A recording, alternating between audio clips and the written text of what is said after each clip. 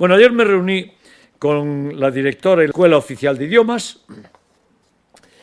Mañana, miércoles y hasta el viernes, van a celebrar una jornada de puertas abiertas, ¿verdad?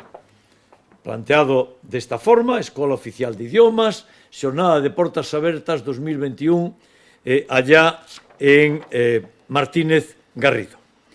Bueno, yo invito a la ciudad a que vayan, y todos aquellos y todas aquellas que quieran trabajar en idiomas, continuar sus estudios de idiomas o iniciar el estudio de algún idioma, pues yo le aconsejo que vayan a la Escuela Oficial de Idiomas, está allí Martínez Garrido, imparten alemán,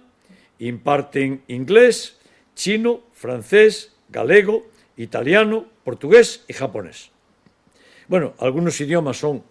un poquito menos de menos uso vistos desde aquí, pero estudiar inglés, estudiar francés, estudiar alemán, italiano, portugués, y desde luego, como es natural, galego, que es lengua propia,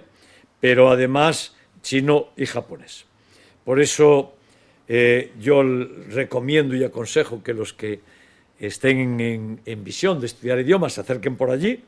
el miércoles hasta el viernes, que vean cómo imparten la docencia, es un gran centro docente, y nosotros saben que damos 100 becas todos los años para que estudiantes de la Escuela Oficial de Idiomas viajen a los países donde se habla la lengua que ellos estudian y les ayudamos con una importante beca para hacer su tránsito y su estudio de idioma en sitio.